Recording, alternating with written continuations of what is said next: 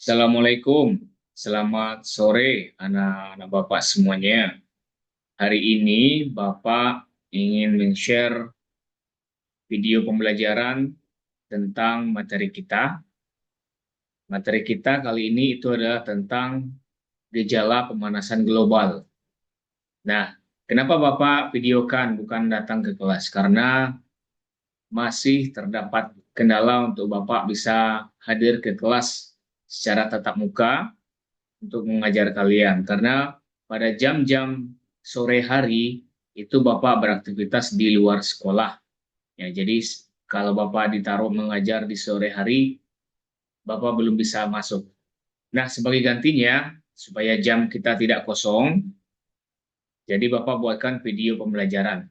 Silakan disimak video ini dari awal sampai akhir. Lalu nanti di akhir video juga akan ada tugas-tugas untuk dikerjakan. Baik, Bapak akan buka share screen ya, PowerPoint.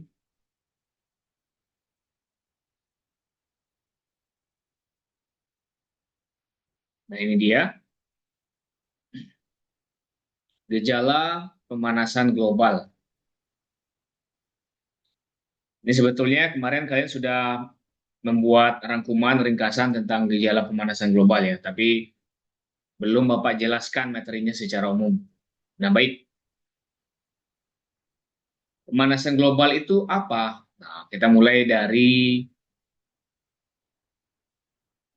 latar belakang kenapa kita ingin pelajari ini gitu ya. Nah, asap yang dihasilkan dari berbagai aktivitas itu ada dari pembakaran, penggunaan bahan bakar pada kendaraan bermotor, kemudian ada aktivitas pembangkit listrik, itu kan memicu pemanasan global. Kenapa bisa memicu pemanasan global? Apa hubungannya asap dengan pemanasan global? Ya, nah, ini akan kita pelajari. Nah, asap itu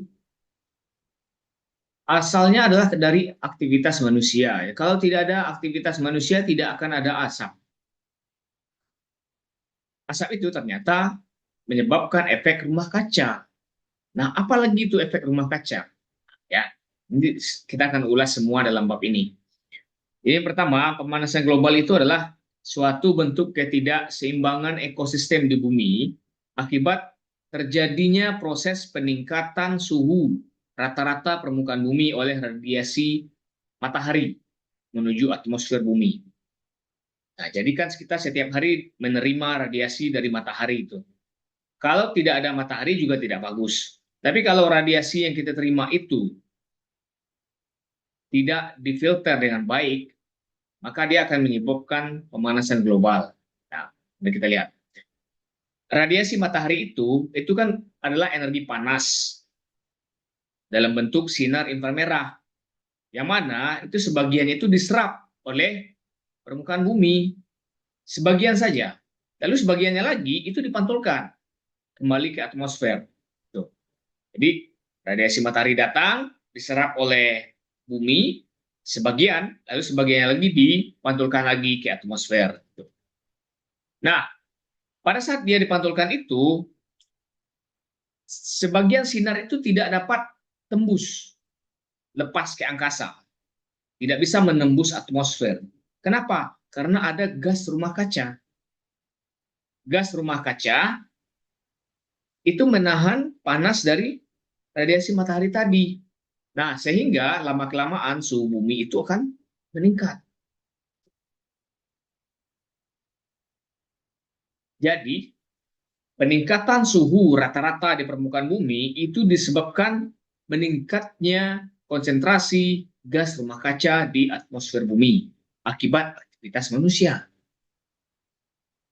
Apa aja gas rumah kacanya? Itu adalah CO2, karbon dioksida, ada H2O, uap air, metana, CH4, klorofluorokarbon, CFC, dinitrogen oksida, N2O, dan ozon, O3. Gas rumah kaca itu paling banyak dihasilkan dari kegiatan industri, penggunaan kendaraan berbahan bakar minyak. Nah, itu adalah penghasil gas rumah kaca. Tapi kalau tak ada gas rumah kaca gimana, Pak? Juga tidak bisa. Kalau tidak ada gas rumah kaca, bumi ini akan berangsur-angsur membeku. Jadi tetap harus ada gas rumah kaca, cuman harus terkontrol. Kalau kebanyakan gas rumah kacanya yang menahan radiasi matahari kembali ke atmosfer, maka bumi lama-kelamaan makin panas. Nah, itu yang kita rasakan saat ini kan. Jadi bumi makin lama kok makin panas gitu. Jadi terperangkapnya panas itu oleh gas rumah kaca itu bisa melebihi batas normal dan terjadi terus-menerus sehingga suhu bumi meningkat terus gitu. Nah, inilah yang kita sebut dengan efek rumah kaca. Dalam konsentrasi seimbang, efek rumah kaca itu memiliki peran penting. Nah, jadi sebagai penghangat itu saya bilang tadi, dia tetap harus ada. Kalau tidak ada, maka bumi akan membeku. Suhu di bumi itu akan mencapai minus 18 derajat Celcius di semua tempat. Bayangkan. Nah, apa pemicu meningkatnya gas rumah kaca di atmosfer? Pertama, penggunaan bahan bakar fosil. Kan kendaraan bermotor, kendaraan mobil kita, itu kan dia punya asap. Nah, asap itu adalah gas rumah kaca tuh. Dan di sana ada karbon dan seterusnya.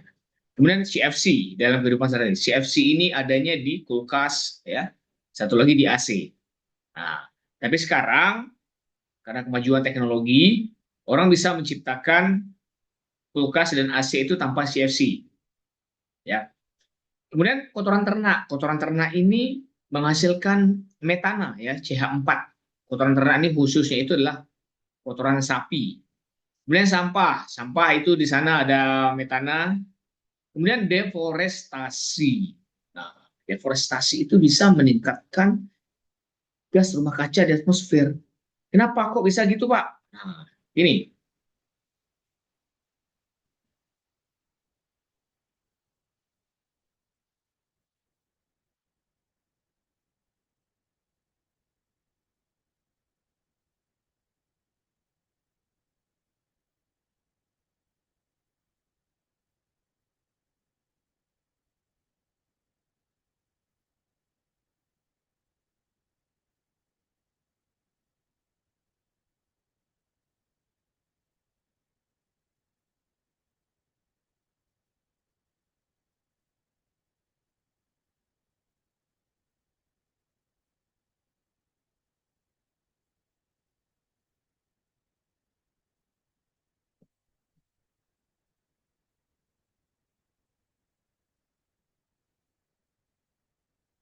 deforestasi itu artinya pengubahan fungsi hutan. Di hutan yang awalnya berfungsi sebagai penghasil oksigen karena mempunyai zat klorofil dari hijau daun, itu ditebang secara sembarangan sehingga hilang hutan itu. Jadi hutan yang fungsinya menghasilkan oksigen dan menyerap karbon dioksida. Nah, karbon dioksida itu kan gas rumah kaca. Jadi kalau diserap sama pohon, tentu gas rumah kaca di atmosfer berkurang. Nah, ini pohonnya hilang. Siapa yang mau menyerap? Ya kan? Bukan hanya itu, kerugiannya pohon itu hilang. Juga bisa menyebabkan banjir karena tidak ada lagi yang menahan air di tanah. Jadi kalau hujan, air itu kan masuk ke tanah tuh. Masuk ke tanah, kalau ada pohon, itu diserap oleh akarnya, ditahan oleh akarnya. Sekarang pohonnya tidak ada. Seperti yang terjadi bencana baru-baru ini di Sumatera kemarin. Di Aceh, Sumut, dan Sumbar. Itu karena kerusakan hutan. Ya,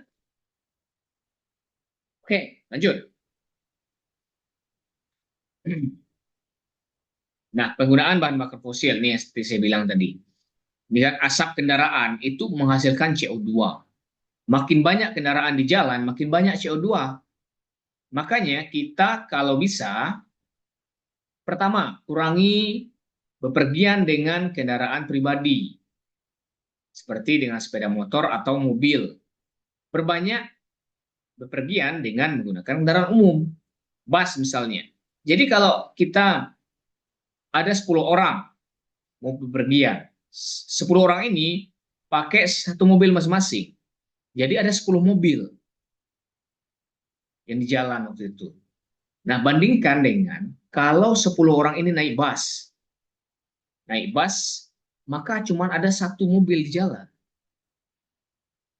Tentu emisi gas rumah kacanya jauh bisa berkurang dibandingkan dengan pergian rame-rame pakai kendaraan pribadi masing-masing.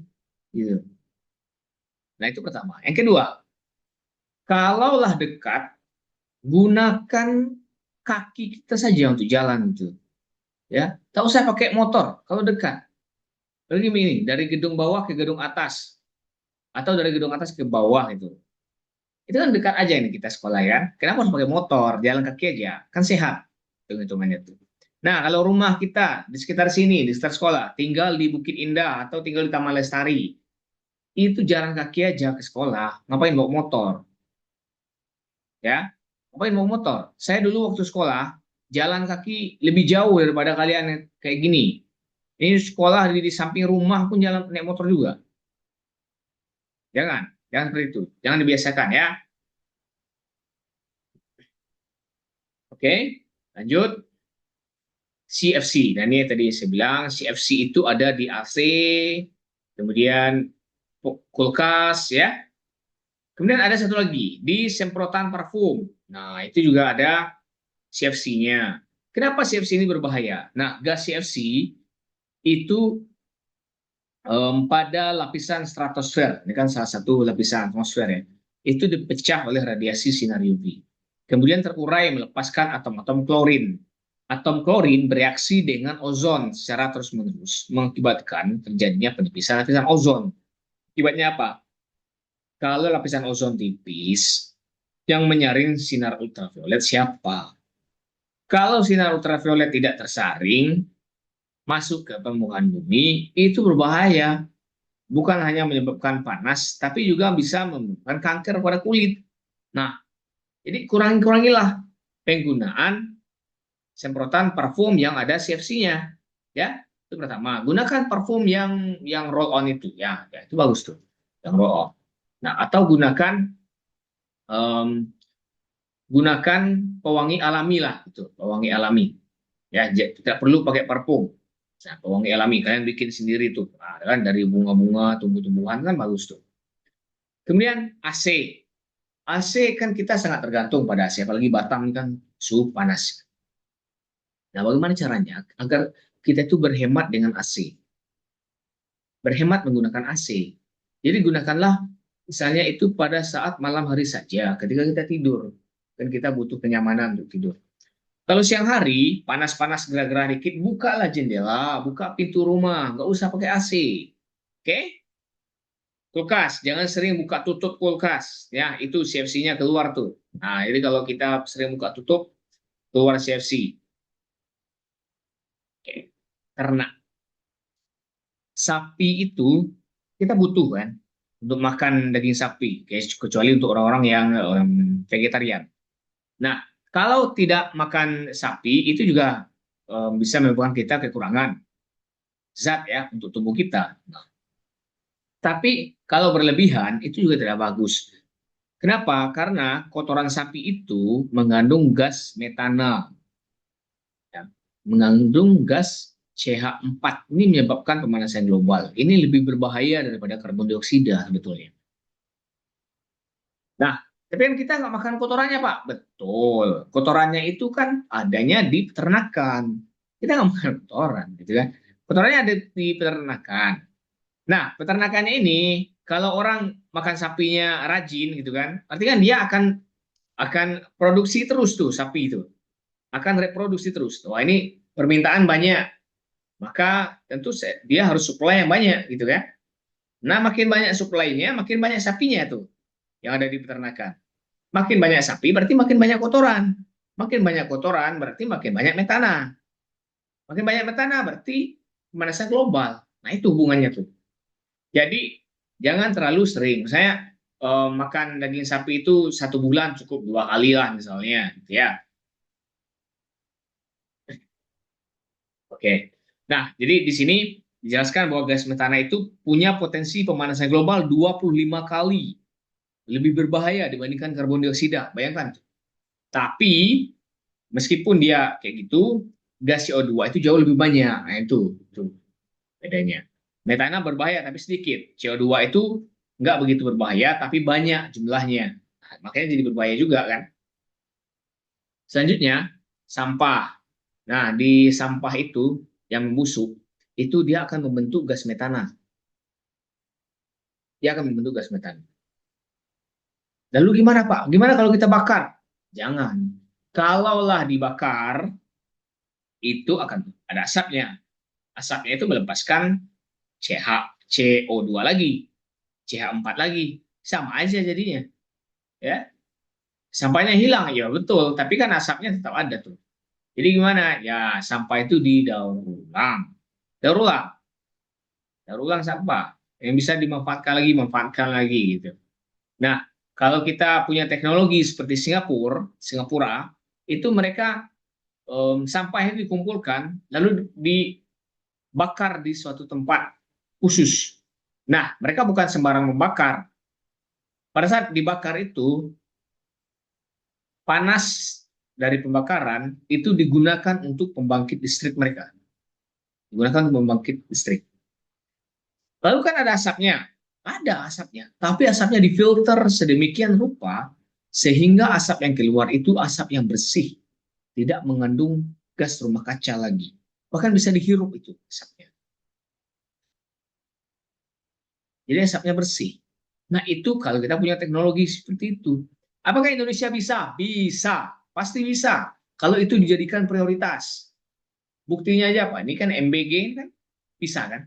Ngasih makan seluruh anak sekolahan di Indonesia setiap hari. 1 triliun satu hari. Bisa. Asalkan itu dijadikan prioritas oleh Presiden. Oke? Lanjut. Deforestasi. Nah ini kita sudah sama-sama tahu. Jangan melakukan penebangan hutan secara terus-menerus tanpa mengembalikan hutan itu ke bentuk semula. Ya, tidak bisa. Jadi ini lahan ditebang, hutan ditebang untuk dijadikan perkebunan, untuk dijadikan sawit. Nah, itu kita rugi itu, ya. Jangan dikira kita untung, oh kita punya kebun, kita punya sawit, tapi hutan hilang. Hutan hilang, tidak ada yang memproduksi oksigen, tidak ada yang menyerap karbon dioksida. Kemudian banjir, banyak kerugiannya dibandingkan keuntungannya. Kalaupun ada keuntungannya itu dinikmati oleh segelintir orang, ya. Oke, kita lanjut aja. Lalu apa sih dampak pemanasan global itu? Dampaknya pertama mencairnya es di kutub, kan? Es itu bisa berubah wujud dari padat menjadi air kalau dia menerima kalor, kalau dia menyerap kalor. Panas radiasi matahari ini secara terus-menerus itu bisa mencairkan es-es yang di kutub itu. Apa akibatnya es kutub mencair? Itu adalah meningkatnya permukaan air laut. Ya kan? Tambah volume air laut jadinya. Kan dia mencair itu kan mengalir ke laut. Laut ini di seluruh dunia itu kan terhubung. Jadi kalau meskipun di kutub aja yang mencair, di kita itu tetap naik juga. Makanya di Jakarta itu sering banjir. Karena tanahnya rendah, lebih tinggi lautnya. Gitu. Kemudian apa lagi? Perubahan iklim. Ya kan? Iklim tidak menentu. Cuaca tidak bisa diprediksi. Musim hujan malah panas, musim panas malah hujan-hujan gitu. Lalu punahnya flora dan fauna. Kalau hutan hilang, tidak ada tempat tumbuh-tumbuhan dan hewan untuk hidup. Mereka butuh hidup juga kan. Mereka juga makhluk makhluk hidup yang butuh hak untuk hidup tuh. Tapi kita hilangkan rumah mereka karena kita rakus kan. Nah, makanya kalian nanti jangan jadi manusia-manusia rakus. Oke, lalu timbulnya wabah penyakit ya kan. Jadi kalau banjir ya kan, banjir itu akibat pemanasan global, lalu banjirnya menyebabkan banyak penyakit timbul. Itu hubungannya. Oke, ini tadi sudah Bapak jelaskan satu persatu.